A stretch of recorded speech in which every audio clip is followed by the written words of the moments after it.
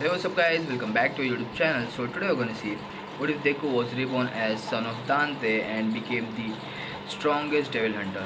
So this story is gonna be very interesting, and if you are new here, please subscribe the channel and also like the video. Not all men are created equal. I had learned that from a young age. You see, in this day and age, about 80% of the population have some sort of power, known as quirks. Quirks first originated when a great war between humans and demons occurred, thus one of the first being a glowing baby in Hong Kong. The war ended when a demon by the name of Sparta found passion and joined the side of humanity. Demonic blood then found its way into everyday humanity. As the population grew with quirks and demonic heritage, some people took advantage of their new power, making demon hunting a new profession in modern society.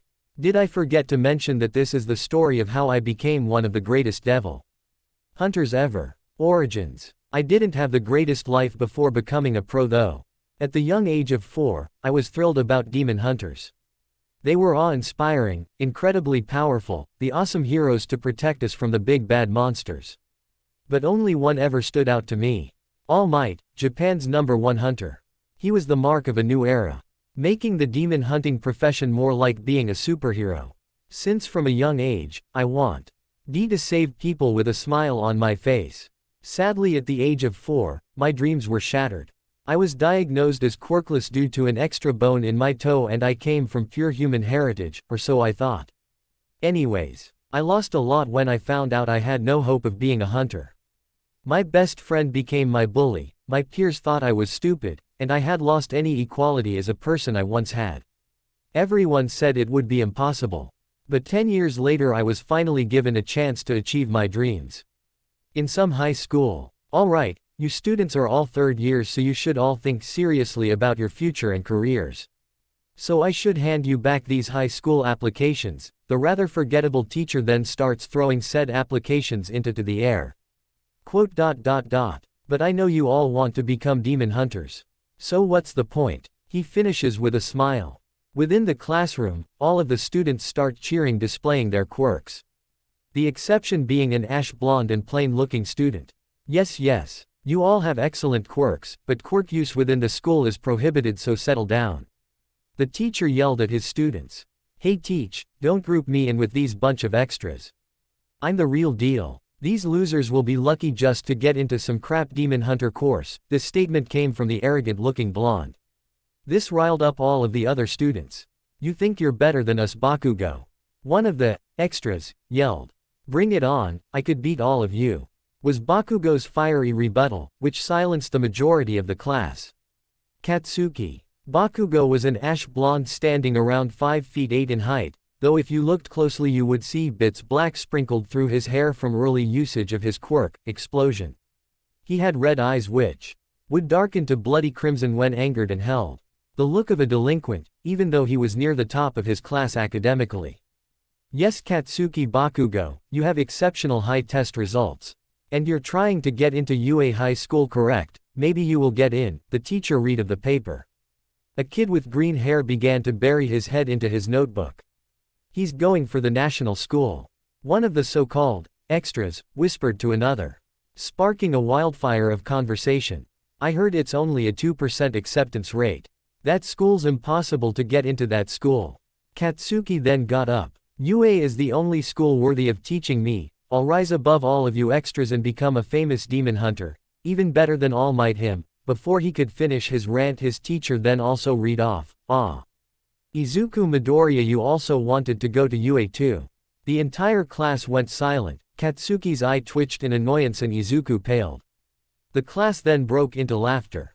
Haha. Midoriya, you think only good grades can get you into that school? Don't they have a rule against the quirkless humans applying to UA? Actually they got rid of that rule this year, so I could actually apply. Midoriya stammered out his reasoning when suddenly 2 exploding fists came down onto his desk. Deku, you piece of shit. Are you fucking trying to compete with me? Bakugo looked at him with such intense rage, as if he were ready to murder him in cold blood. It actually got most of the class to calm down from their hysterics. Izuku Midoriya was a greenette stand, ing at around 5 feet 5, which was a bit shorter than most of his classmates. He has emerald green eyes that would seem to glow sometimes when he shows his determination. Ridiculed for his quirklessness and lack of demonic power, he doesn't have much self-confidence and was nicknamed Deku by his former best friend, now bully, Bakugo. He is willing to go above and beyond if it meant becomes a demon hunter. Our plain protagonist then starts shaking his head in fear and waving his hands back and forth. No Kachan. I'd never try to compete with you, it's just been my dream for a long time and I'll destroy you. Bakugo. Enough, sit down. Now class, it's time I start our lesson. The foul-mouthed blonde begrudgingly made his way back to his seat.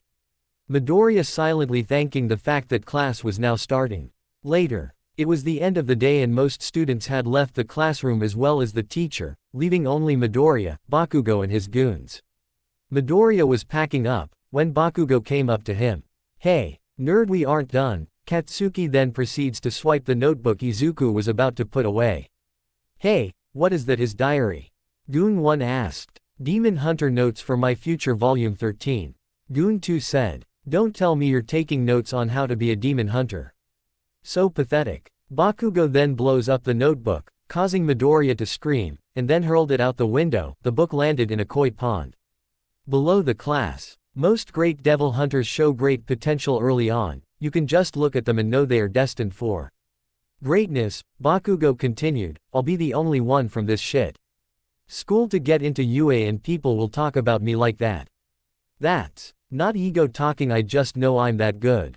He placed his hand on Midoriya's shoulder, smoke rising from his hand. So do me a favor and don't think about applying. He began to walk away. If you really want to be a devil hunter so bad, I got a good tip. Take a swan dive off the roof and pray in the next life you get a quirk. Katsuki laughed. At that point, Midoriya had enough and was about to tell him off, but then Katsuki reminded him how much he greatly feared this guy. Got a problem? Katsuki's voice had an edge to it, and his face held malice.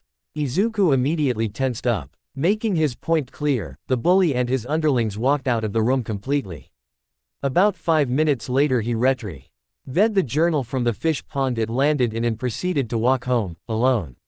Stupid Kachan, what if I had listened to you, would you still be laughing, murmuring as he was under a tunnel when he got jumped by a sludge demon. The demon was a sickly sewer green. It had nasty yellow teeth and disgusting glazed yellow-green eyes. Izuku noticed it had several other sets of eyes around its torso. The creature poured itself onto the young boy, cackling as it did so. A medium-sized invisibility cloak, thanks kid, you're my hero. Midoriya started to struggle against the ooze body of the demon, pulling, tearing, trying to get the oxygen his body needed. However, his vision began to fade. No, this can't be it. It was at that moment that a large gust of wind blew the demon off of Izuku. Height-haired man in a red coat suddenly walked into view, wielding a blue short sword in hand. The man called out, well kid, you're lucky I was around. The man put his sword away, then walked over and realized Izuku was unconscious and then lightly kicked him in the ribs. Izuku stirred a bit but didn't wake right away. The man then noticed the scorched and soggy book and took a look into it. Serper. ISED that it contained perceptive knowledge on many pro-demon hunters. He signed a free page. The white-haired man then bent down and slapped Izuku across the face. This action got Izuku to shoot up immediately, taking in his surroundings, making sure he wasn't dead. His eyes then locked onto his savior. The man was in a faded red coat, brown pants, black combat boots, a black t-shirt and wearing fingerless gloves. His white hair ended at the neck and he had some stubble starting to forming a beard. Think current DMC5 Dante, not the reboot by Ninja Theory. Your D Dante, the world-famous S-class demon hunter. He picked up his notebook. Could you please sign? He cut himself off when he saw the book was already signed. Izuku proceeded to make 90-degree bows. Thank you very much. It will be a treasured family heirloom. Dante smirked, giving a shrug. Ah kid, you're making me blush. He then noticed the sludge demon was nowhere to be seen and decided to pursue it. Well kid, it was nice to meet you but I've got a demon to kill. Dante was about ready to use an air hike and air trick to leave, but Midoriya jumped on him last minute yelling, wait, I have so many questions. And he too teleported off with Dante. A split second later they both fell onto a rooftop, the extra weight hitting the older man's back made him fall over. Annoyed, Dante turned to Izuku, dusting off his coat. "Look, kid. As much as I love the fans, this is just too much." He turned to leave, hoping the kid would get down safely himself, when he heard the kid shout out, "Do you think a quirkless and pure human can become a devil hunter?" The cry was desperate, Dante could tell. The snow-haired hunter turned back to look at Izuku, his annoyance lightened up a bit as he glanced at the quirkless child with some pity. "It's been my dream for as long as I sue," Dante cut him off with a long sigh. "Listen, kid, I don't need your life story, but I will answer your question. No, kid, I don't think a pure quirkless human child doesn't stand a chance in that world. Without a quirk or even demonic heritage, there's only so much you can do." Dante began walking to the edge of the roof. "You know, Bay. Being a cop isn't as stylish, but it's still a good profession. Be a little more realistic, kid." With that, he jumped off the roof back to pursuing the demon, leaving a greatly depressed child behind. Later, "I guess Kachan and all the others were right. I should have woken up a long time ago," Izuku depressingly muttered to himself as he was heading home, with his dreams shattered and on the brink of tears. Well, he was on his way, supposed to be on his way home, but he was unconsciously walking into the presence of danger. Before he knew it, he was staring at a lot of fire. He looked up to see what was going on. Pro hunters had blocked off the area and had to wait for backup, due to none of them having good quirks to deal with the fire. Midoriya gazed at the scene. The demon that tried to kill him before was now suffocating his childhood friend, while Bakugo was wildly releasing explosions. The pros tried to tell him to calm down so they could help him, but it was ineffective. One thought was running through Izuku's head at this point. "This is my fault, if I didn't distract Mr. Dante earlier, he could have taken this thing down." Izuku then bolted toward the danger, ignoring the yells of the pros telling him to stop. From a nearby rooftop, Dante finally arrived at the scene. For an actual piece of shit, this guy can really cause a commotion. His eyes widen when he sees the same quirkless kid from before charging at the demon, throwing his backpack at its face, stunning it. Taking advantage of his time, the kid started desperately clawing at the sludge, a glow radiating from his eyes. The demon hunter clad in red was surprised, but then started to smirk. "People just love proving me wrong, huh?" He then jumped down, taking out two devil-armed swords. The blue sword from earlier and its brother blade. A red short sword. "Agni, Rudra, let's get to work." Dante jumped into the fray, slashing Rudra around, creating a small tornado blowing the monster off of Katsuki. He then telephoned. He ported over to both of the boys and threw them back, being caught by a hunter with a plant-like quirk. He then looked back at his target and plunged both of his blades into the ground, creating a streak of fire disintegrating the demon. "Impressive as always, Dante," both swords said to their wielder. Slightly annoyed, his twin swords seemingly disappeared and were replaced by a claymore with a demon skull at the hilt. "I really should enforce the no taki rule again." He shrugged a little, turning around to the bystanders. "Who's your hero?" He waved to the audience. They broke into a cheer, in awe about how completely and utterly awesome he was. While he was soaking in the glory, he saw the two kids he rescued, one looking extremely pissed and the other getting the verbal lashings of a lifetime. "Yeesh. Better wrap this up quick. I got the offer of the century for that kid." Later, Izuku was now properly on his way home. The pro hunter had scolded him about running into danger without a license, much less a quirk. Katsuki had also come to yell at him. "Listen here, Deku, you might have tried to play hero, but I don't owe you anything. I'm gonna be the best pro hunter and you better stop thinking you even have a ghost of a chance at competing with me." With that, the ash blonde turned his heel and walked away. That actually cheered Izuku up, seeing his old friend's determination. Quote, "Good to see you're as fired up as ever, Kachan. Sigh, I guess it's time to start preparing for a more realistic future." Just then Dante appeared in front of him. This actually startled our green-haired protagonist, causing him to fall on his butt. "Mr. Dante, why are you here? And how did you get away from the paparazzi?" Izuku questioned. "Kid, if I couldn't at least manage to get away from photographers and fangirls, I would have died a long time ago." He laughed. "And don't call me mister, I'm only 35. Way too young for that title." Dante then extended his hand out to the kid and picked him up. "Kid, you proved me wrong today." Izuku's eyes widened. It doesn't matter what your heritage is, or even if you have a quirk. It's the heart of a human that makes us pro-demon hunters strong. Tears began to well up in Midoriya's eyes. You kid can become not just a demon hunter, but a damn good hero. Izuku had lost all feeling in his legs and was on his knees. Hey, kid, I got an offer for you. Izuku looked up. With blurred vision. Want to inherit my power? I can go into detail right now, but do you want this chance? Izuku was shocked. He was offering the power of the greatest demon hunter. This couldn't be real. Without much hesitation, he nodded vigorously. Yes, Dante, I'd be honored to take on your power, he said with conviction. The Red Hunter smirked at Izuku. I'm starting to like you, kid. Meet me at Dagoba Beach tonight around 11, then we'll get you on the track to being a demon hunter. Also, come up with an excuse to why you'll be out late so your folks don't get worried.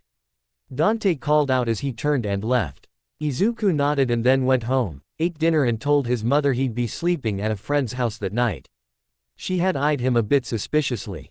Due to him not really having many friends, but let him go. Dagoba Beach was practically a dump. Natural wave currents collected trash here, and as a result, people eventually started throwing their own trash here. He couldn't imagine why Dante would want to meet here. He looked at his phone. It was about 10:50. 10 minutes later his soon-to-be mentor showed up. He waved at him. Hello Dante. Said man gave the boy a two-finger wave. Hey kid, you ready to become my student? Successor? I don't know, you ready to inherit my power? Dante asked. Yes Dante, I'm ready, but could you explain what we're doing here or how I'm supposed to inherit? Izuku didn't get to finish before Dante had whipped out his claymore, Rebellion, and impaled him through the heart. Izuku coughed out blood, eyes trembling. His vision fading, he could see his blood dripping onto the floor. Why? Is all he could choke out. Why? Blood dripped from his mouth and wounds. All he could do was stare, tears beginning to form in his eyes. Of course, this was too good to be true, being able to inherit someone else's power. How ridiculous. Time seemingly stood still, the world around Izuku starting to go black. Until Izuku felt a surge of energy pour out from his chest, green static coursing around his body. The young man then let out a cry as he felt his body undergo a transformation. In a flash of green light, a demon was standing in Izuku's place. The demon was covered in green and black scales. Its torso was colored a midnight black, with silver growths that resembled a rib cage. Its arms and legs contained a few edges with a red glow. The devil's face was pitch black with orangish-yellowish eyes. There were more silver growths around the head that looked like styled spiked hair. Bat-like wings protruded from his back and retract under his arms, making them look like part of a coat. I combined the DMC3 Dante Devil trigger with the Cerberus DT, used the Cerberus DT horn style for Izuku. Just replace the red with green and the blue glows on the legs of the Cerberus DT with red. Also, anyone who's seen Dante's current DT, I used the wing design for Izuku's wings too. NTE withdrew Rebellion from Izuku's chest, feeling indifferent about the fact that he just stabbed the teenager. Izuku lifted his now clawed hands to his face, staring in awe at them. He could feel the immense power within him. He felt unstoppable, until his devil trigger deactivated and he fell face first into the sands of the filthy beach. Light jabs from Dante's boots mere moments later are what woke him up. The plain-faced greenette shot up gasping for air, staring incredulously at his mentor. A few strips of his hair had turned white, it gradually faded back to green though. Why did you just impale me? Even if that was part of your plan you could have warned me. At this, the red-clad swordmaster had to laugh. Well kid, I have a sense of style. I had to add a flair to this scene and make it look good. As he gave his student a shrug. Izuku had to sweat drop at this. I'm training under a madman. Why did you stab me though? Wouldn't that have killed me? Izuku brought his hand to his chest. Kid, that's how a partial demon unlocks devil trigger, and how other demons can empower their comrades if they do choose a successor to their power. He then stabbed his sword into the ground. But I thought I was purely human, the doctor said. Izuku was cut off. DNA tests aren't exactly 100%, so being able to see if someone is completely human shouldn't be too different from that. A demon could have snuck somewhere into your family tree. A slightly panicked thought then made its way into Dante's head. You did make up an excuse for your parents, right? You didn't just sneak out, right? The pro asked his student. Yes, at dinner I told my mother I'd be sleeping at a friend's house tonight. The son of Sparta nodded his head. All right kid, here's the plan. The UA entrance exam is in 10 months, yeah. Dante then tossed Izuku a blade he had pulled out of thin air, and continued, so we're going to be cramming about 20 of years of demon hunting into this time. He then readied his own blade. For 10 months you're going to be put through pure hell. Every weekend we will fight from dawn until dusk. Every weekday after school and homework, you'll come to meet me at my shop. The Devil May Cry Japanese branch. That's where I'll teach you in the use of various forms of weapons. Think you can handle that? A fire was lit in Izuku's eyes. He lifted his blade and stared at his reflection within it. He then let out a grunt of acknowledgement. Dante, if I couldn't at least handle that much I wouldn't be fit to be called your successor, would I? The Green Devil got into a fighting stance. His generic blade drawn. Hey, I like your style kid. Now get ready for the worst 10 months of your life starting now. Dante then lunged at his student. Days later. During the course of the first few days, Izuku was nearly pushed to his limits and beyond. His spares with Dante were basically him just getting gutted like a fish until he learned how to defend himself from the specific attack. And then his teacher would use a brand new move against him. He was glad that unlocking Devil Trigger had given him advanced healing. His spares with Dante had also been gradually increasing his Devil Trigger limit. His mentor had explained that DT was like a quirk. The more it was used and pushed, it would grow stronger over time. After a few hours of being Dante's punching bag, he'd actually get tips to executing some of these moves. He picked up easily on some techniques like Stinger and one called Drive, an ability that had Izuku channel demonic energy into his Sorda. Nd Relaya it in a projectile formed like a crescent. If there was any upside to his near-death experience, he was also gaining confidence. Hell, he was even less afraid of his middle school bully, but not by much. At the DMCJB, things were less gory. Dante had started to teach him about the use of firearms, and as such let him practice with his pistols Ebony and Ivory, as well as his shotgun Coyote A. He even taught Izuku his weapon storage technique.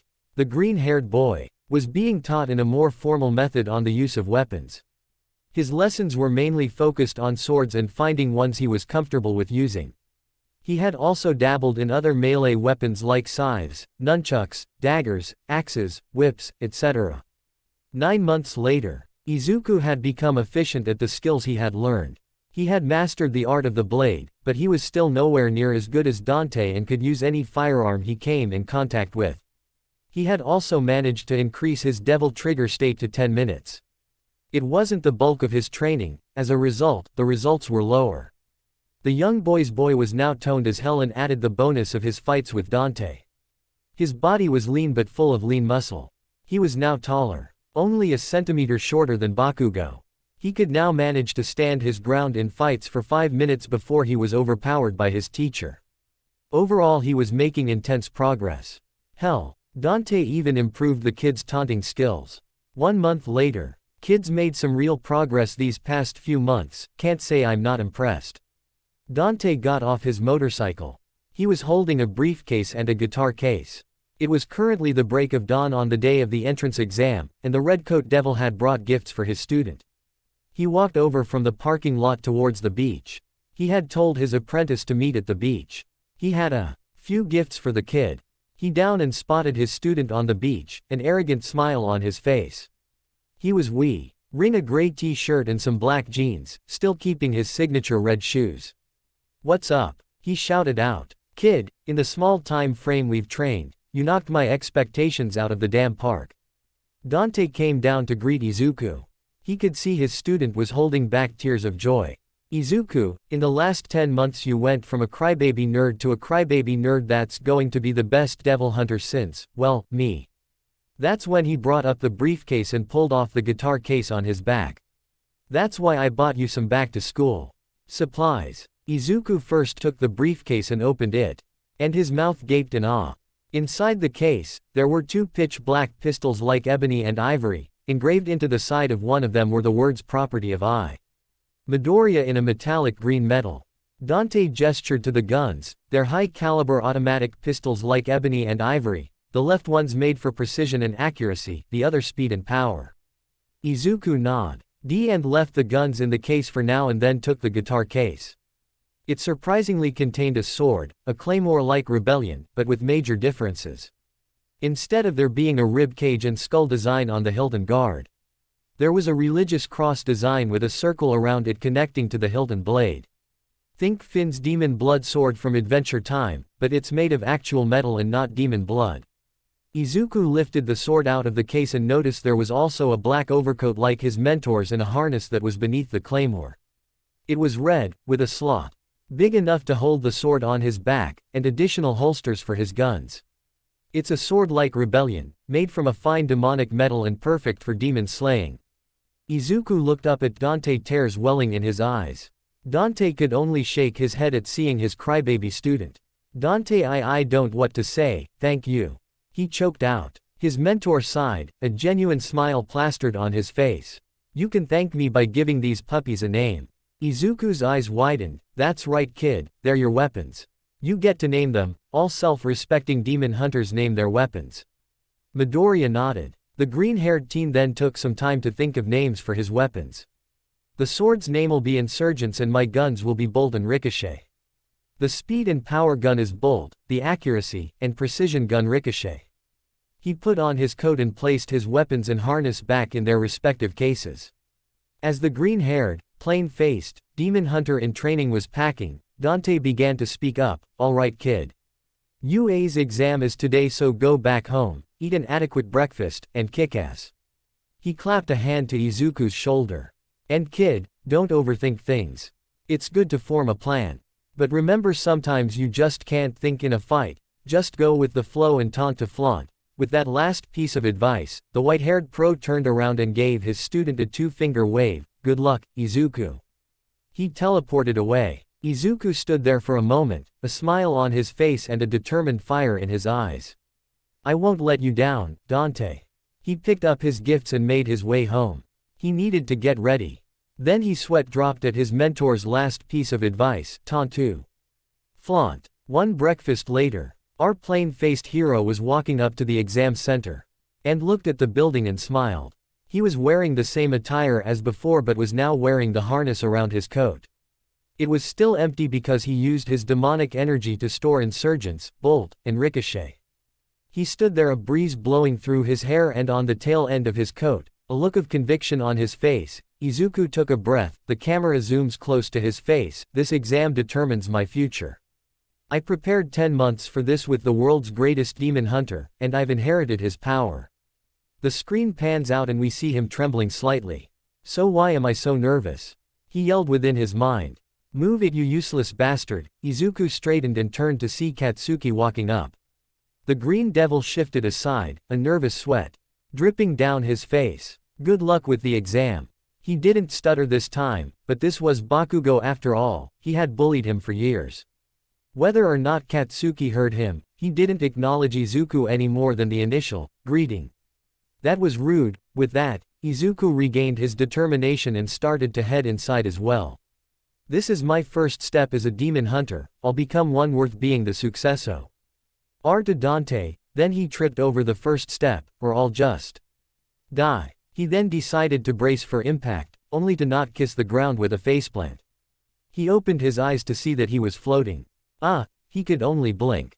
Hey, sorry that I used my quirk on you without your permission, I just thought you could use some help. A feminine voice came from behind him. He looked up to see a girl with a round face, brown eyes and shoulder-length brown hair. She helped him position himself upright. Well, I hope you do well on the test. She then waved and entered the building. I talked to a girl. Izuku felt pride, even though the kanji for didn't actually speak appeared in front of him. He also walked inside the practical exam grounds. Izuku had finished the written proportion of the test and already received instructions for how to get points in the practical portion of the test. He was also still feeling slightly embarrassed about being called out about his muttering when present Mike was giving the instructions. Izuku took out his weapons and placed them in their respective holsters. The examinees were provided weapons for this test if they needed them, and a box of missile. Linnaeus weapons at the entrance of the grounds. He saw a few people take guns, swords, and anything else they need from the box. Waiting for the exam to begin, Izuku decided to stretch a little. There wasn't much else he could do. He did some stretches for a solid minute when he noticed the nice girl from before that saved him from tripping. It's the cute girl from before. I better go thank her for earlier and wish her luck. He was about to execute his plan when suddenly he felt a hand on his shoulder. Izuku looked back to see the owner of the hand was none other than the bluish-haired GLA SSES wearing stickler that called him out. That girl over there is trying to concentrate and prepare. I won't allow you to distract her, he said with a serious face. A vein bulged in our protagonist's forehead. This guy. I swear to God, he was about to tell him off when he heard Present Mike shout out, "Go!" The teens all look at him. You think there's a countdown in a real fight? This is a demon hunting school. Get to it, little listeners. That simple explanation got everyone running, and Izuku more or less trampled. He got up and coughed a little and started to catch up with the others. R. Green. Devil activated Devil Trigger and unfolded his wings to help his chances of keeping up. He drew insurgents and began looking for bots to destroy. The green-haired half-demon, still in Devil Trigger, had found himself near some rubble in the fake city, where he encountered a robot. He quickly slashed it in half. That was only 1 point and it's already been 2 minutes, I gotta hurry up. He charged onward. He shot another 2 one-pointers with his pistols and threw his sword into the back of a 3-pointer that was about to attack a sparkly blonde. The pressure was on as Izuku HEA. Road people shout out the number of points they were getting. Way to make others feel self-conscious. His musing was brought to an end when he felt a large rumble and gasped when he saw a giant robot bee reek into their section of the exam area. It was the 0-pointer. That's the 0-pointer, he yelled out. Shaking his head, trying to calm himself, he rationalized. I should move out of the way. I don't need to fight that thing. I'd be wasting the little time I have left. He was about to move when he suddenly heard a cry. Izuku turned to see that the brown-haired girl that helped him earlier was trapped and was in the path of the 0-pointer.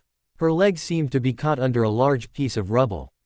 As others started fleeing, he flew over at fast speeds to help her. Hey, are you okay? Can you move at all? He asked with urgency, as he tried to lift the rubble off of her. The girl grunted, no, even if you did move the debris I think my ankle is twisted. Time was counting down as the 0-pointer got closer. Come on, think Izuku. What would Dante do? He then remembered his mentor's words. Kid, don't overthink things. Sometimes you can't think in a fight. Taunt T. Oh flaunt. These words echoed in his head as he spread his wings. He flew over to a nearby building. Hey you, ya overgrown toaster. To Izuku's surprise, the robot did turn to his direction. Why don't you pick on me? Midoriya then gave the, come at me, hand gesture. The 0-pointer sent a giant fist crashing down on the boy in response. The part of the skyscraper it cracked under the impact, but was sturdy enough to not fall off. As the mechanical menace lifted its hulking fist, it was revealed nothing was there. Yo, metalhead. Time to make like a car and. The robot turned to fist and saw Izuku standing on top of it. A green glow and red static flowed through insurgents and slashed his blade in a diagonal arc. Drive, he shouted out, as a large arc of green demonic energy laced with red lightning shot at the robot, which not only cut it in half, but also pushed its corpse back, so it didn't crush the person he was trying to save. He was starting to carefully descend until his devil trigger deactivated. He had gone over his limits and poured too much energy into drive. Izuku was falling fast and he knew his chances of survival were lowering with each passing second. He could feel the pain in his muscles. His mind drastically trying to think of a plan but was drawing a blank. Right now he was praying that by some miracle and Dante's demonic powers would help him survive. Well, this is it. He shut his eyes. And then he was slapped on the face and started to float right before becoming a red and green stain on the pavement. WTF, was the only thought in his mind. He Ked over to see the girl he was saving had saved him. She deactivated her quirk on him and the piece of rubble she was using and promptly started puking rainbows. Truly what the fuck indeed. Izuku try. Ed to get up but was incredibly exhausted, so he could only crawl. See, come on body, we saved the girl, now we got to get more than 6 points. He groaned as he was feeling the strain DT could put on his body. That's when he heard, "Alright, time is up." Present Mike's declaration stunned the boy. His body was now starting to give out. Damn it, was the last thought Izuku had, before promptly passing out. The girl looking at him in shock of his sacrifice, and farther back the boy wearing glasses from earlier staring in awe at the display Midoriya had shown him. Damn it, Izuku had faded into unconsciousness on the practical exam grounds. Devil Trigger was still a fairly fresh thing to his body, seeing as before 10 months ago his body barely contained any demonic energy but was now containing truckloads of it. It was only natural that he hadn't gotten used to the strain. The other examinees were looking over the boy, amazed at his show of power. Before the test, most of them thought he was a weak nerd, easily writing him off, but now they could only murmur about him. Whoa, he has that much power. But then why was he so wimpy? Before. Another bystander replies, maybe he was just trying to throw us off. Or he could just be crazy. 10 meters away from our protagonist was the blue hair boy from before the practical exam began, thinking to himself. They're all missing the point. He could only stare in amazement. He sacrificed everything to save the girl. He was well aware of the current time he had left, the risk of his safety, and his severe lack of points. Yet he didn't hesitate to save her, his face contorted to one of seriousness. Of course, I would have done the same if this wasn't a test. A realization suddenly came to the boy's head. Wait, a test. The examiners, they all saw his rescue. Does that mean he had made a conclusion? Okay everybody, good job. The voice of an elderly woman broke everyone from their thoughts. You all have great potential, here have some gummies. The woman began handing out candy to people near her, which most didn't know how to respond to.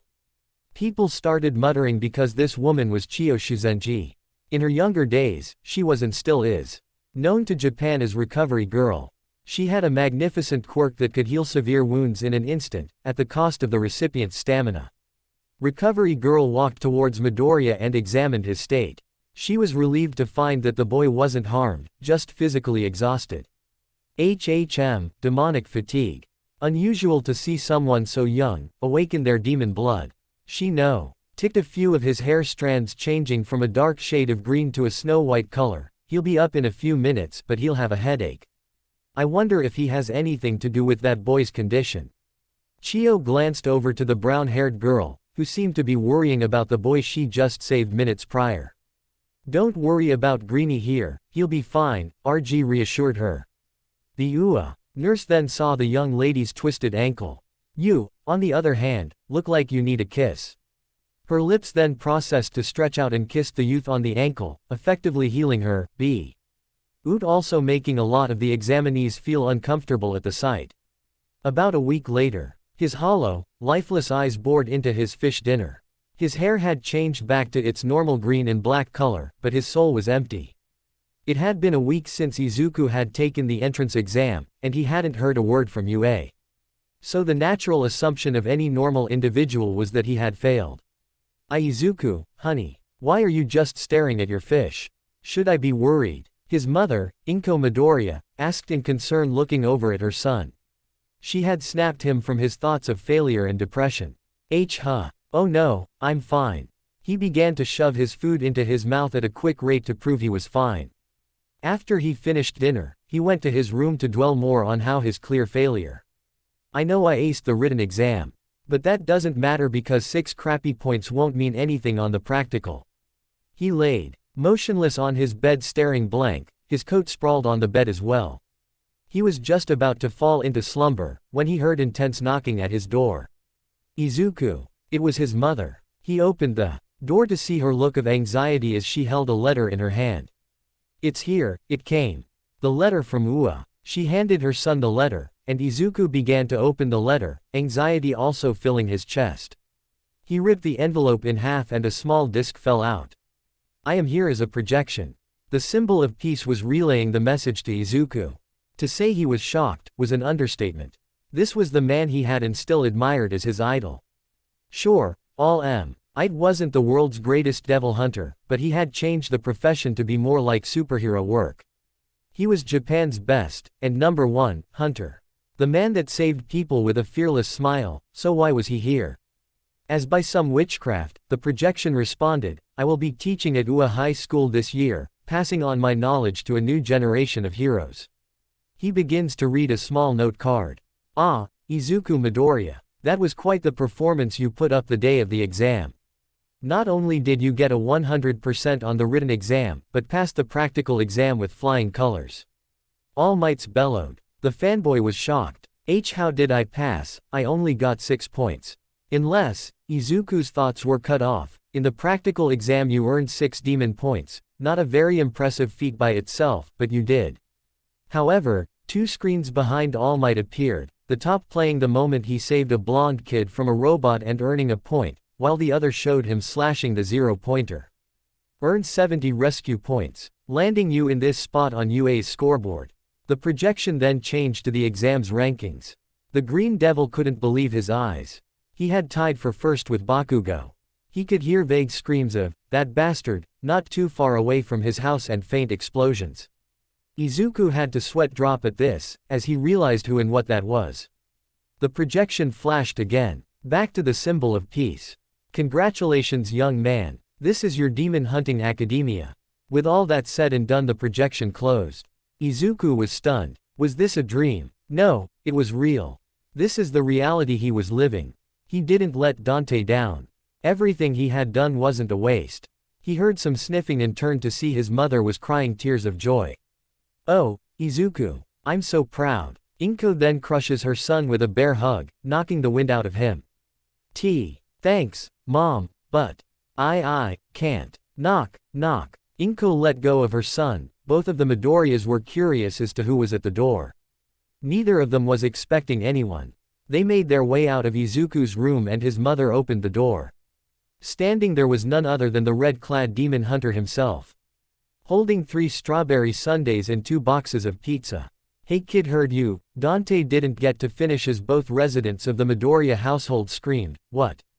The boy mutt, tearing about why his mentor was here and the woman passing out from the fact this man was standing at her door.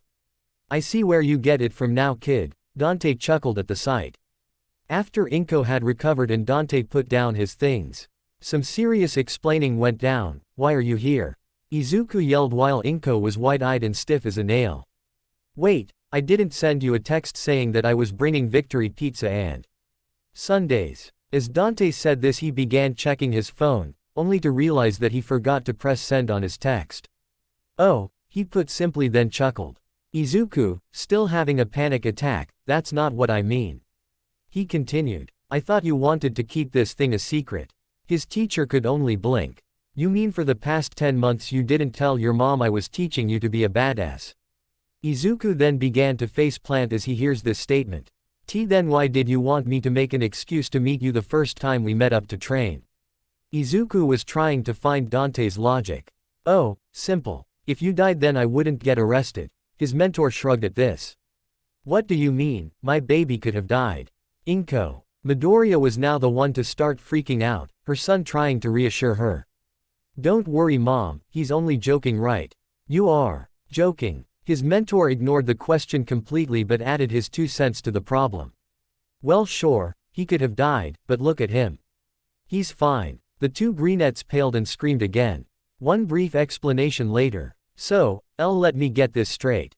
Inko began, my son met you 10 months ago, I impressed you so much you decided to take him on as your successor, and you've been training him ever since.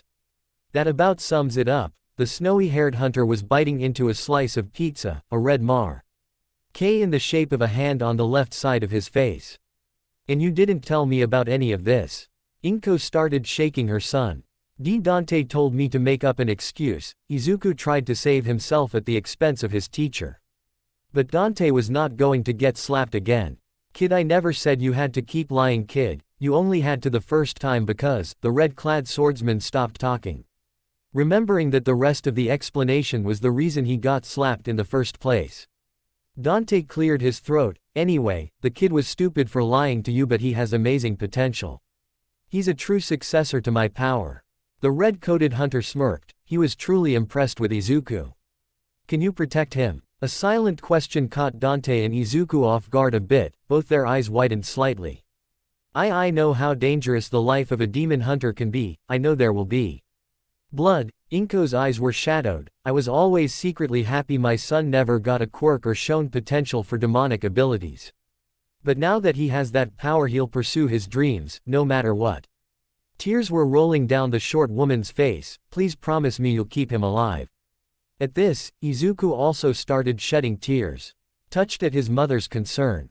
The white-haired half-devil stared in stunned, gazing at the woman before him. He then had a genuine smile make its way across his face. Like mother, like son.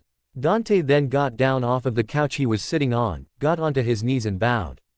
Lady, no, Mrs. Midoriya, I promised to you I'd give my life to keep your son alive. He then got up and took one of the boxes of pizza. So, we finally going to have some victory pizza and sundaes. A sudden realization came to Izuku. Hey Dante, how did you know I passed the entrance exam? I only just found out just now that I passed. Izuku's mentor blinked, and then he remembered, oh yeah, I called a few favors from a friend in UA. He's the principal there and I got him to pull a few strings for me. That's why I didn't talk to you this week, it involved a lot of paperwork. Dante dragged out that last bit, paperwork always sucks. This piqued his student's interest. What was the favor?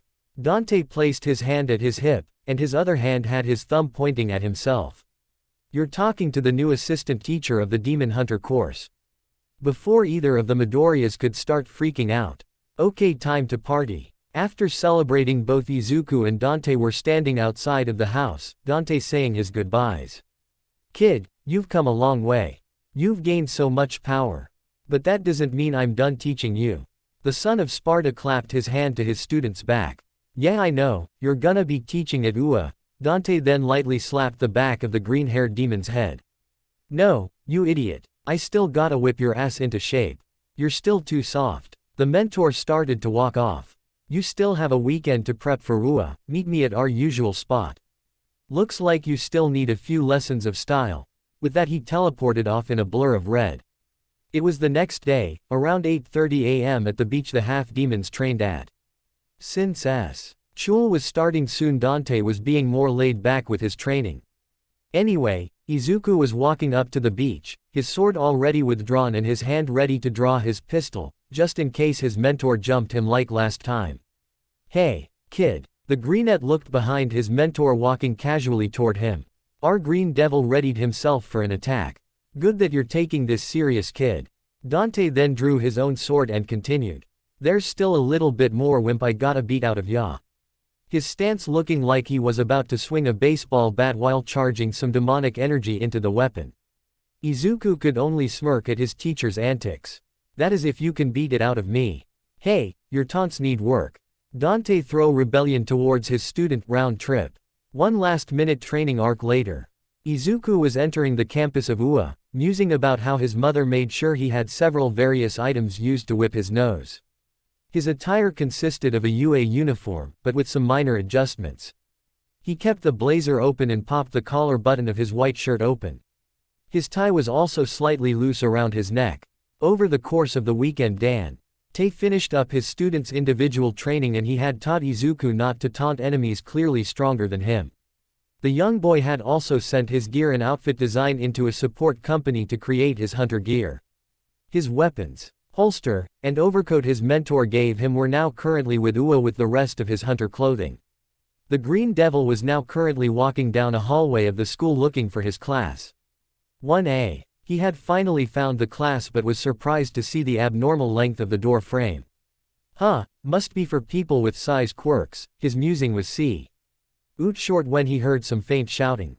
Our protagonist started sweat, dropping, as he could think of one person that would yell that much. The young hunter in training opened the door to see not only the savage blonde he was expecting but the annoying glasses guy from the exam as well. Well, fuck me right, that was the main thought running through Izuku's head. He had overheard the student he didn't introduce himself as Tenya Iida. From some private rich kid.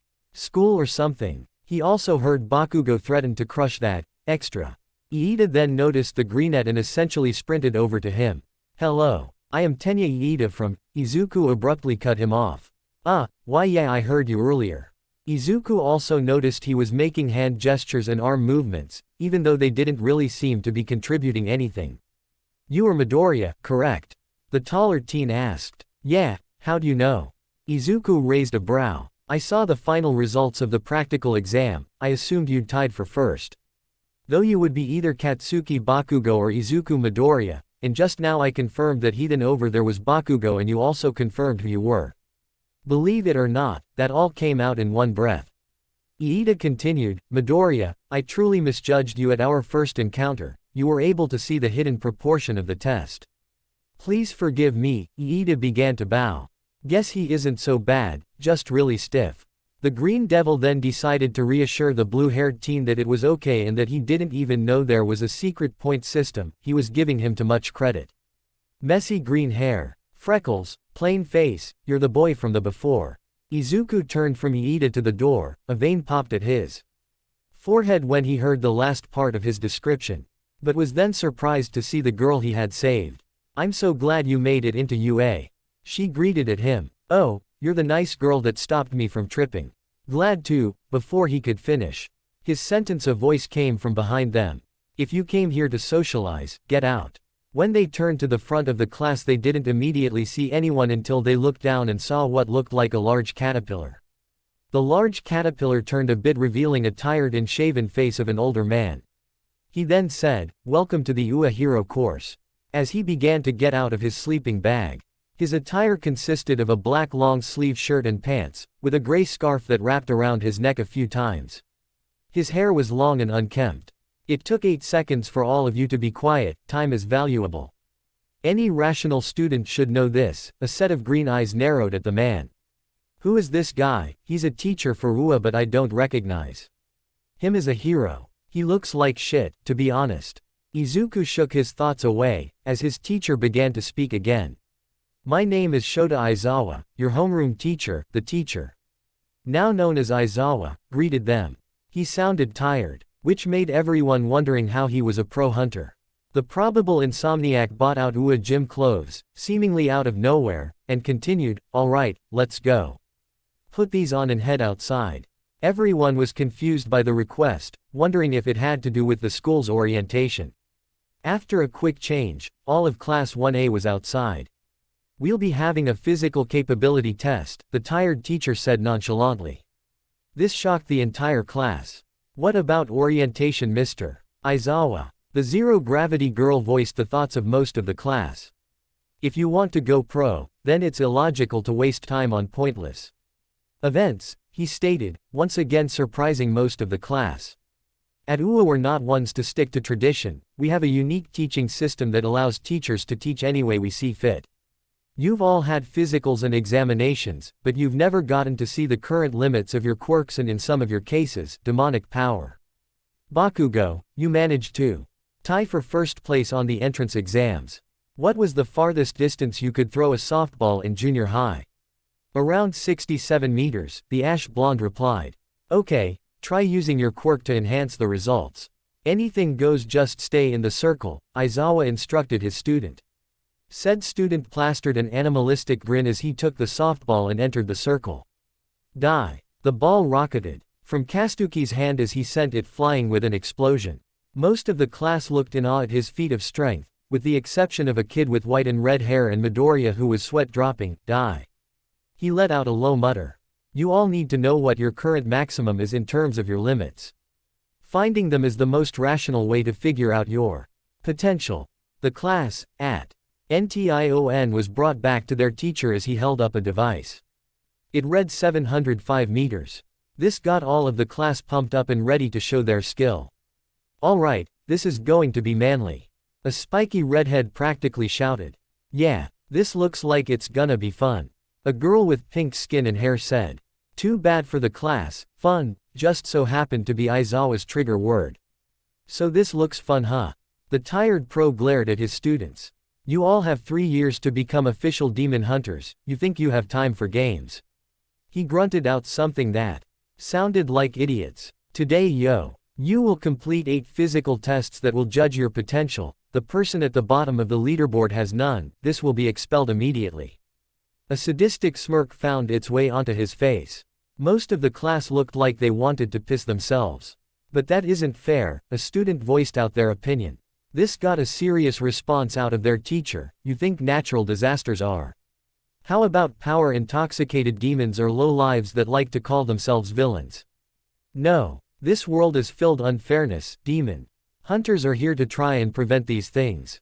If you want to even consider going down this path, you have to push yourself beyond plus ultra. Aizawa's small speech actually inspired them a bit, a first for all the students. A freckled-faced teenager began to process the information given to him.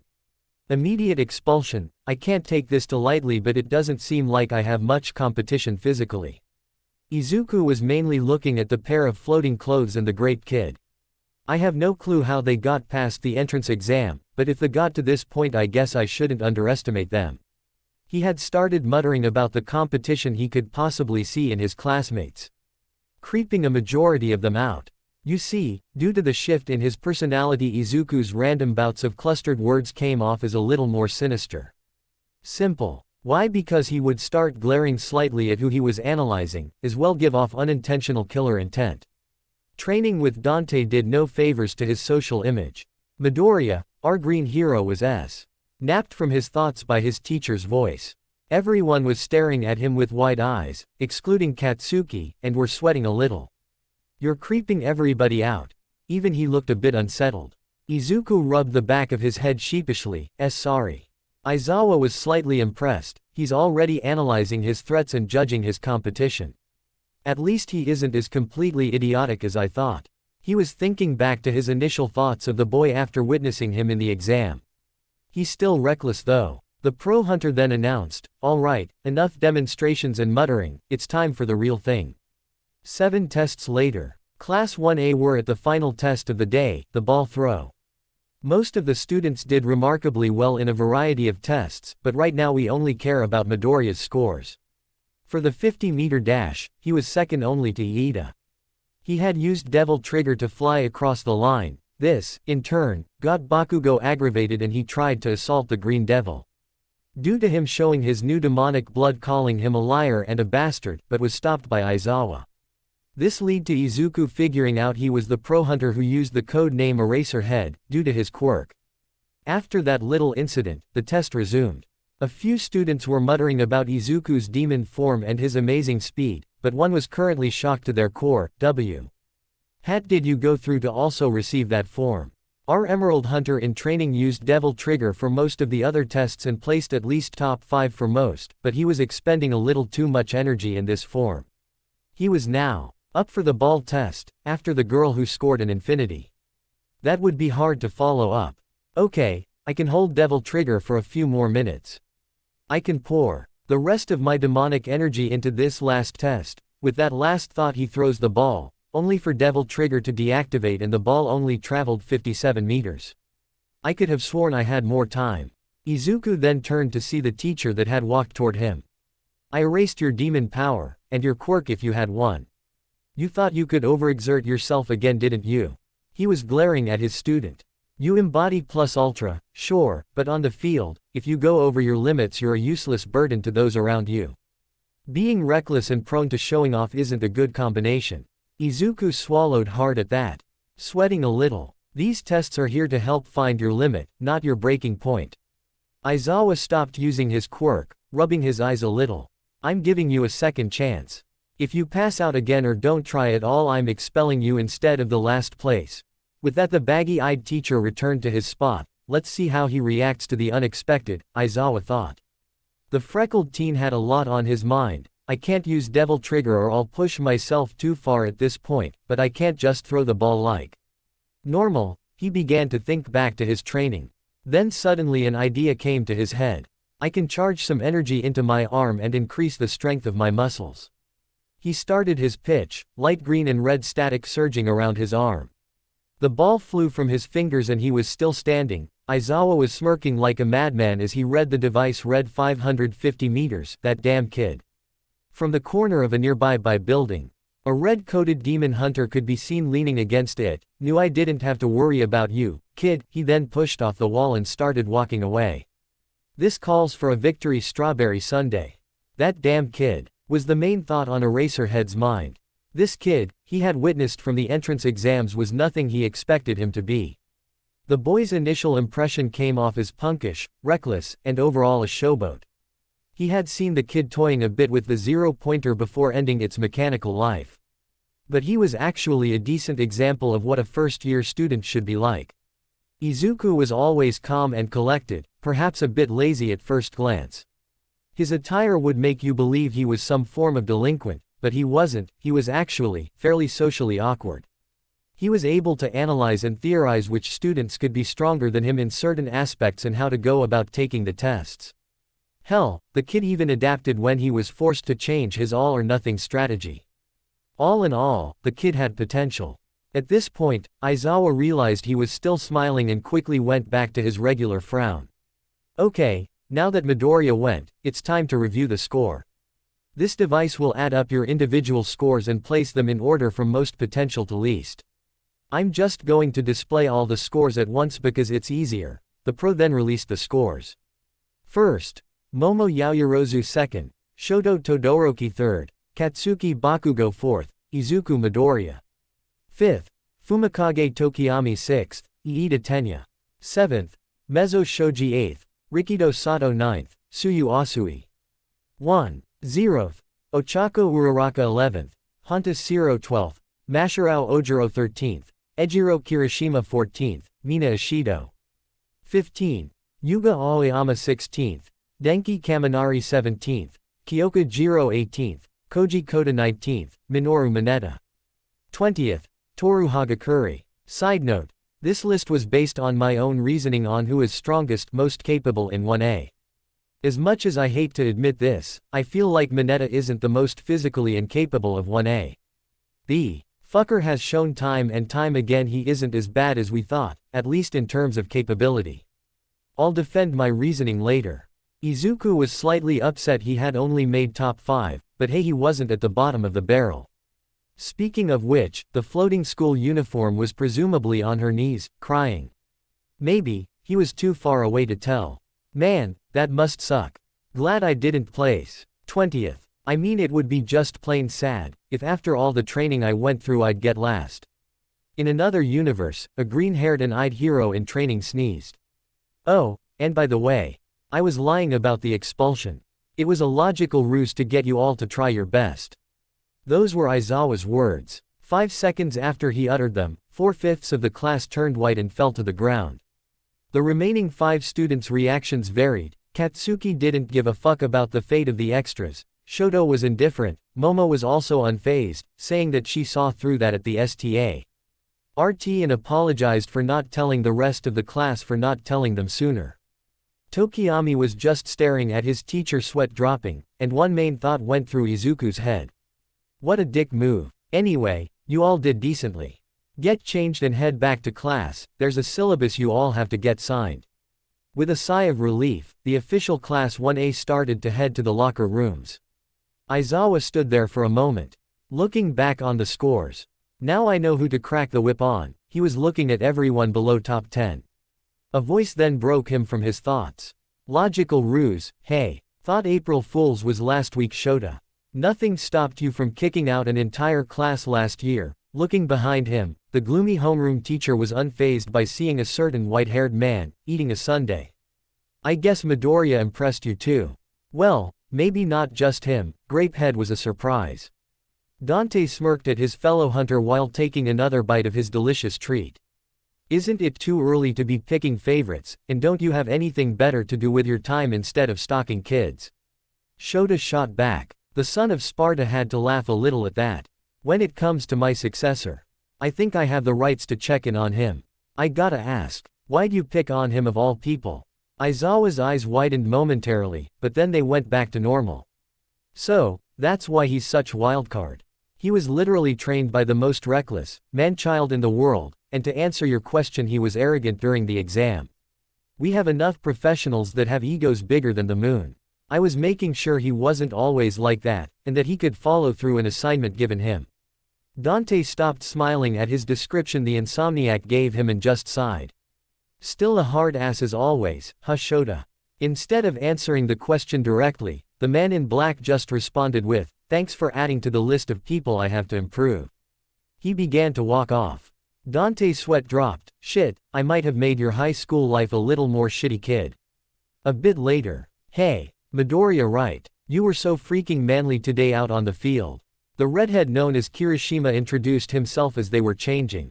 Yeah man, you were pretty cool in top 5 of the class, that's just awesome. The kid with the elbow tape quirk, Siro, gave him a compliment. It was the rare moments like these where Izuku reverted back to his insecure wimpy nature and a stuttering mess. Thanks, he wasn't familiar to the compliments from his peers. All the other boys in the room thought along the lines of, what a 180. Said freckled teen quickly got changed and started to relax a bit. He did enjoy the praise from his classmates. As he exited, his fellow men could only stare. Man, he's weird. For a complete badass he's pretty shy, said the blonde boy, with a black-shaped lightning bolt in his hair. Yeah, you'd think he'd love the attention. With his laid-back, cool dude look and all. Siro agreed. After the students finished changing, they headed back to their homeroom. The first day at UA was a half day, so it wouldn't be long until school was over. Each student grabbed a syllabus and started reading their stuff, then a voice came from the door frame. It was their teacher. Congratulations on making it into UAB. Before you leave today, I want to go over a few things for tomorrow. It's your first full day of school. With that said and done, the school bell rang, signaling the end of the day. Have a good day, and be ready for tomorrow. Aizawa then proceeded to head to his desk, most likely to do paperwork. Izuku sighed. He started to walk off. A pretty eventful first day, but I made it. As long as the RS at UA aren't as crazy as Dante, then I shouldn't have too bad of a time, he sighed. Izuku walked out of the class on his way to the train station. I wonder if Dante would be down for some pizza. He had made his way outside of the campus and was heading towards his train station when he was confronted by Iida. Midoriya, you did quite well during Mr. Aizawa's test today. You are truly a student worthy of becoming a demon hunter. You weren't bad yourself, Iida, you placed 6th, top 10 is no joke. Indeed, that is a remarkable accomplishment, but thinking about the circumstances that OCCU RRED during the test leaves a bitter taste in my mouth. It does not seem fit to trick your students on the first day of class, especially with the threat of expulsion. But this UA, at this point, he blue-haired boy was going on a full-on rant about how UA had unorthodox methods, and how amazing they were for unlocking the untapped potential. Of course, it was accompanied by hand gestures. So, it was also at this point Izuku started to space out at the other teen's long-winded speech. Hey, wait up. A feminine voice cut off their conversation. Both boys turned to see the brown-haired girl from their class. The girl who got infinity on the ball throw. You're the infinity girl, right? Iida motioned toward the girl. Yeah, I'm Ochako Uraraka. You're Iida Tenya and Deku Midoriya, right? A throbbing vein appeared on Izuku's forehead, yet he kept a calm demeanor.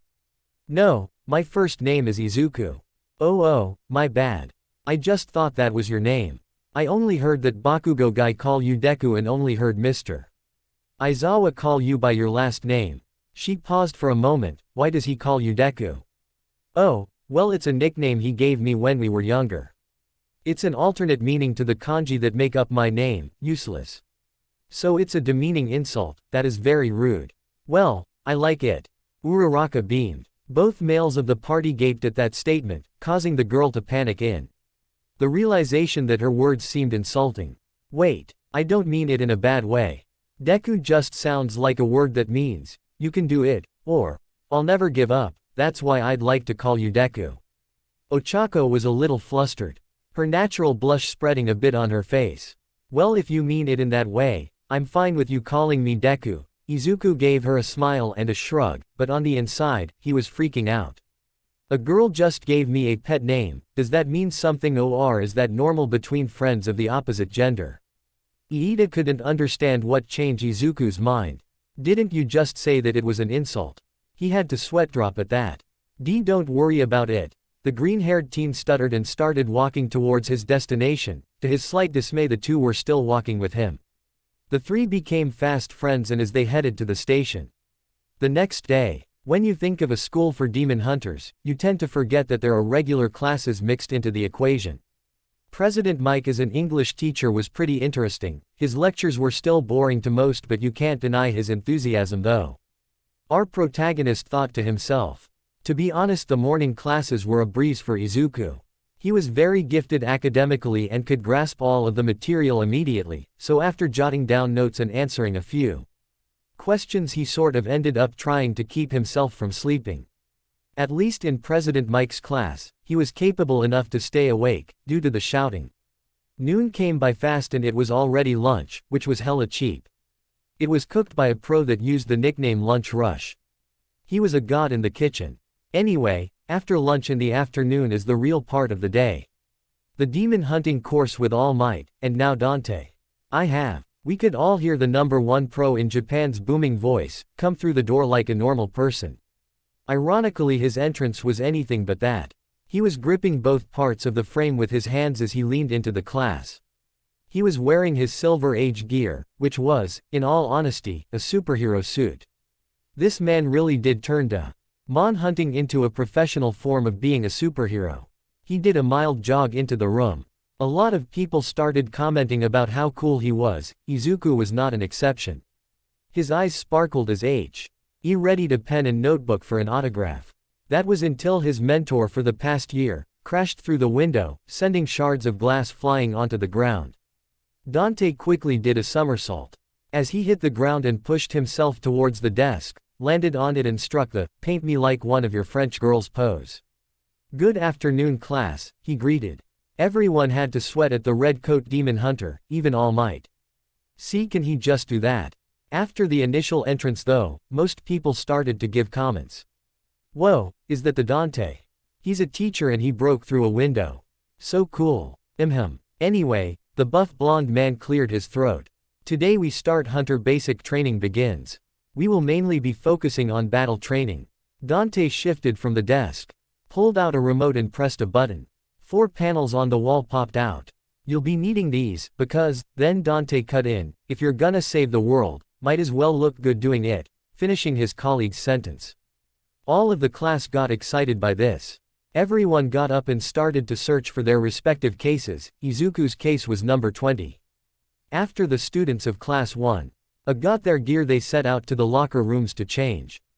When you kids are done changing, meet us at training ground Gamma. 5 to 10 minutes later. After they got changed, Dante had to admit, his new students were looking quite stylish. Most students nowadays had gone for the superhero look, mostly because of how popular it had gotten in Japan and it came with more versatile gear. Most were in tights, spandex, and a diaper. But what really got him was the style his student chose. He almost did a double take as he saw his favorite student walk in. He was definitely trying to imitate Dante's earlier style, though most wouldn't know since he hadn't used that look since he was a teenager. Izuku was shirtless, wearing only his black coat from Dante, and the holster for his guns and sword covering his torso. It showed off his abs and his pecs, causing a few of his female classmates to begin drooling or blushing at the sight. The holster chest strap actually kinda looked like a bra. One of the reasons Dante originally abandoned the look. He wore dark green, almost black, leather pants with his signature red shoes. His weapons were proudly strapped to his back. Izuku had walked in, admiring not just his idol, but some of his peers' costumes as well. He saw a few kids who chose more civilian-like clothes. Most looked like Comic-Con cosplayers, with only one other kid looked like he was decked out in a hunter's outfit. The guy with the red and white hair. He was the last one to walk into the crowd of students, so he jogged right up to the group. "Hey Deku." Izuku turned to see Ochako. "Your outfit and gear looks really cool. I wish I was more specific when it came to mine though, it's a little tight." She started rubbing the back of her head. Izuku didn't really get most of what she said due to his brain frying upon seeing her costume. It resembled an astronaut costume that was primarily a faded pink and black, but that wasn't what caught our protagonist's attention. It was the fact that it hugged her figure like it was a second skin. It outlined her curves and made her, assets more noticeable than when they were in the school's uniform. Izuku could feel the heat rapidly increase in his face. Okay, calm down, calm down. The green-haired demon hunter in training was repeating this mantra and trying to look away until he could talk to his female friend properly. But that completely failed when he noticed another girl, Momo the top student. She was in a completely revealing outfit that showed off her legs and cleavage. With a nosebleed at breakneck speeds, Izuku promptly fell over and almost fainted. Meanwhile, the kid with the grapes and diaper gave him a thumbs up and told him that the hunter course is the best. Dante, who was staring at the scene the entire time, started laughing his ass off.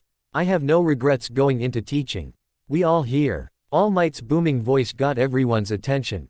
Alright, it's time for battle training. The lesson had officially begun and Iida was the first one to question what was going on. Sir, this looks like the same field used on the entrance exams. Is it safe to assume that we will once again be performing city-scale maneuvers? Quote, actually kid, we're kicking it up a notch. The worldwide #1 chimed in. Indeed young Tenya, today we will be doing indoor matches. The blonde hunter beamed. Most hunters work out on the streets fighting small hordes of demons, but with the steady rise of criminal activity over the years and aided with quirks and demonic power, most criminals have become borderline supervillains. The most cunning and heinous are definitely more likely to appear indoors. For the most part, we will be doing 2-1-2 sparring matches with select objectives for the team. You're on. Any questions? What exactly determines victory? Is this like Mr. Aizawa's test? Will we get expelled? Can I just blow people up? Is my cape fabulous? Should we started dividing into groups now? Hold up, one at a time, my quirk isn't super hearing. In order, I will explain rules in a bit. No one will be expelled. No, I've seen better, and I will get to that as well. The ridiculously muscular man then pulled out a small sheet of paper. Izuku lost a little respect when he saw his hero using a cheat sheet. There will be 2 teams, Hunter and Demons. The Hunter's objective is to take down the demons or close the Hell Gate, and the demon's objective is to guard the Hell Gate so you can release the forces of Hell before time runs out. We will be deciding teams by drawing lots. And before you shout glasses, yes, drawing lots is an efficient way to decide teams. Dante had cut off Iida before he could question the method. The red-coated man then proceeded to take out his own small sheet of paper. You won't always be able to work with people you know. In the heat of battle, it could be anyone that's got your back. With that said, he tossed the small paper away, getting the basics of his students were supposed to learn. I see, I apologize Mr. Dante. The teen in the knight armor gave a small bow. Now it is time to make the teams. All Might began making the groups. The teams consisted of Team A, Midoriya and Uraraka Team B, Todoroki and Shoji Team C, Yaoyorozu and Ishido Team D, Bakugo and Jiro Team E, Tenya and Aoyama Team F, Sato and Koda Team G, Minoru and Kaminari Team H, Tokiyami and Asui Team I, Ojiro and Hagakure Team J, Siro and Kirishima. What are the odds? Izuku thought to himself, seeing that he and Ochako were a one-a team. The girl's response to the team-up was positive. Awesome. Must be fate. Let's do this. The greenette smirked at his partner. She's freaking adorable. Shaking the thought from his head, he too RNED to see Dante drawing pieces of paper from a box. Alright, the first match will be between. He casually gazed at the paper in hand, Hunter Team A and Demon Team D. He grinned at his successor. Time to show your punk friend how badass you've become. I don't care if that was intentional or not, Dante, but I'm going to have to kill you for this. Izuku could feel a pair of eyes practically burning their way through his head. Dante handed both teams a set of earbuds. Those are for you in case you decide to split up. Would both teams get into starting positions? Izuku and Ochako start. Ed to walk off to the entrance of the building while he saw Katsuki and his partner walk to the back entrance. The rest of the class went into a separate screening room. Izuku brought a hand to his chin. So, it's me and Ochako. vs Kachan and the earlobe girl, Jiro I think. I don't know much about her. She most likely has a sound quirk due to the jacks in the EARSSO. Maybe she can use them to locate Pl. E with a davinst hearing K a can should be. Izuku began using his time to form a plan, but his menacing mumble made Uraraka feel uneasy. Deku, you're kinda scaring me, she gave him a worried. The greenette was snapped from his musing. Oh sorry. Ochako. I was just trying to analyze the situation and I have a decent plan. What's your plan? Well, it's pretty simple. I'm 100% certain Kachan will come looking for a fight as soon as possible, so it won't be too long before we run into him. When that happens, I want you to break away from the fight and find the portal. I don't know much abo. Jiro, but try to take her down if you can or close the portal. I'll try to assist you if I can finish off Kachan or break away from the fight. Okay Deku, I'll do my best. Uraraka fist pumped. Battle. Start. Dante voice was heard on the intercom. With Team D. Battle. Start. D team was currently in a white room with a small black circle with some runes inscribed around several layers. All the runes were glowing a menacing red. In the middle of the circle was a faux katana, acting as a pseudo-medium to keep the portal open. Can't believe that useless bastard lied to me about being a worthless nobody. He thinks he's all high and mighty. I'll have to crush him and put him back in his place. Bakugo was quietly formulating a plan and cursing out his middle school victim. Earlobes, guard the gate. I'll destroy Deku and round face. Hey, we're supposed to be a team. What if they beat you? Jiro glared at her partner, already hating his attitude. Not gonna happen earlobes, just stay out of my way and guard the gate. The explosive boy then decided to leave the room, looking for his prey. HMPH, what crawled up his ass and died. With that said, Jiro plugged on of her ear jack into the wall trying to see if she could get a read of the opposing team's location. They had just entered and were heading towards the staircase. Bakugo would intercept them soon. That idiot better know what he's doing. With Team A, Tima was currently walking down the corridor of the building. Izuku was tense and Ochako was also looking uneasy. Both were waiting for an attack by Katsuki. Kachan could be around any corner. I'll have to give Ochako the possibility to escape, but then it's out of my hands when she encounters Jiro to close the fake Hell G. His thoughts were interrupted. Deku, you bastard. Boom. Izuku barely had any time to react before grabbing his partner and rolling her to safety while taking a bulk of the hit. His right coat sleeve was entirely burned off in the process, leaving his arm with third-degree burns. He grunted in pain. I knew he'd come straight for a fight, but I still let him get the drop on me. Are you okay? Uraraka yelled, asked her teammate, seeing the current damage done to his arm. Yeah, I just got a little charred. Izuku's arm was beginning to heal slowly. Damn, here I thought I could take both you extras out in one shot. Both victims of the attack turned back to see Bakugo growling at them as he started his menacing walk towards them. Ochako, go, find the gate. I'll try to keep him at bay. With a determined nod, the Gravit Y manipulator left the scene to look for her objective. Izuku turned back to his opponent, some fierce sweat dripping from his brow. He took a breath and calmed himself down. A cocky smirk made its way to the greenette's face. Hey, you sure know how to cause a commotion. The villain act is fitting to your crappy personality. On the outside, it looked as if Izuku had nerves of steel, but on the inside, his old instincts were telling him to start running. His body looked extremely tense. You talk big for a worthless pebble. You might think you're a big shot, Deku, but I can tell you're still as useless and spineless as ever. Bakugo snarled as he jumped at Izuku with a right hook aimed for his opponent's face. The successor to Dante did a quick sidestep and grabbed his enemy's arm, using momentum from the attack. He also spun and threw Bakugo to the ground. Izuku jumped back from his opponent so he could let him recover a bit. You constantly lead with your right, Kachan. Ever since the age, you got your quirk. You've always been so predictable. The green-haired boy's demeanor was much more relaxed as he gave a cocky grin. Bakugo was furious. He quickly got up and got in a brawling stance. Stop looking down on me, you fucking Deku. The ash blonde then launched himself at the freckled boy. Izuku had drawn out his sword to block the incoming attack. In the screening room, on one of the many screens, the entire class witnessed Midoriya's sick throw. Dang, did you see that counter? That was so cool. Kaminari stared at the screen in awe. Yeah, but Bakugo's sneak attack was super unmanly, Kirishima complained. Hey redhead, the low blow might suck to deal with, but anything goes in a fight. Dante gave his student a semi-stern look. That is correct, young Kirishima. You can't always expect your opponent to play by the rules. Especially demons, young Bakugo is playing his part as the villain very well. All Might continued his colleague's point. Kirishima scratched the back of his head, yeah. But it's still unmanly, he mumbled out. The rest of the class was watching the current events playing out. It seemed that Midoriya had given Bakugo some breathing room and was currently talking to him. Whatever he just said must have been a taunt because Bakugo got back up with gusto, rage painted over his face. Was it really wise for Midoriya to give recovery time and aggravate Bakugo like that?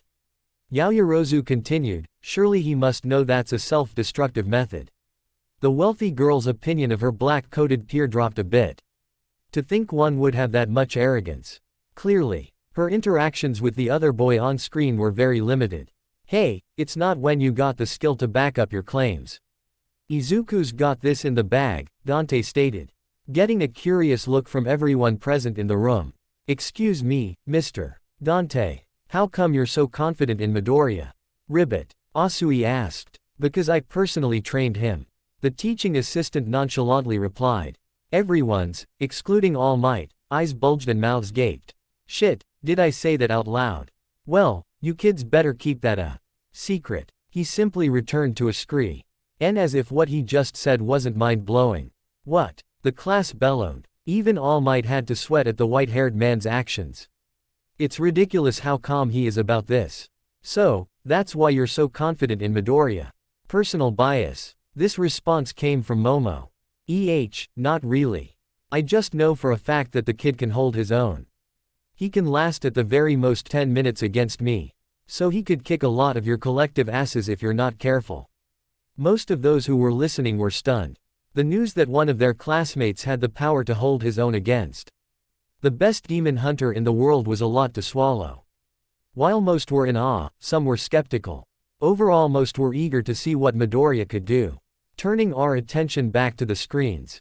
On one of the monitors was displayed the recent interaction between Jiro and Uraraka.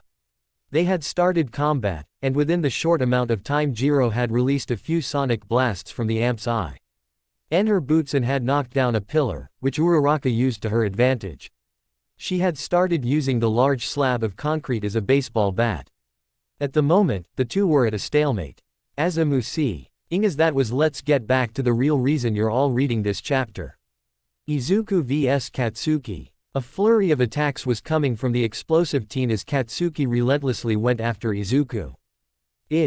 Uku had managed to take minimal damage from the onslaught and anything serious was already starting to heal.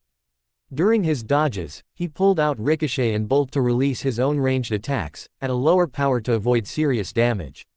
Both combats were fairly wounded in that little time though. Bakugo lunged at Izuku punching him in the gut, Izuku bearing with the pain withdrew Insurgence and Koa. Tedded in demonic energy to dull the blade, he then slashed down causing a medium-sized gash on Bakugo's shoulder. He yelled at the intense pain he just received. Just die already. Katsuki released another powerful explosion. Izuku rolled out of the way and pulled out his sword and performed a drive attack then followed up with a stinger. Bakugo managed to tank the energy attack, only a few more cuts and bruises added to the collection and blocked he had the sword with his gauntlet. That all you got, Kachan? This is almost boring. The green-haired teen gave off a fake yawn. Bakugo in a fit of rage pushed the other boy off and a murderous grin was plastered on his face. I'll show you my best, you fucking useless piece of shit. He brought up his arm and placed his other hand near the pin of his gauntlet. These aren't just for show, they got purpose too. They collect my sweat so I can have one big bang. Perfect for wiping scum off the face of the earth. Young Bakugo. Don't pull that pin. The results could be disastrous and you could kill young Midoriya. Katsuki could hear All Might's voice in his earpiece. It'll be fine if he dodges. The rage-driven boy replied, pulling the pin ignoring his teacher's words.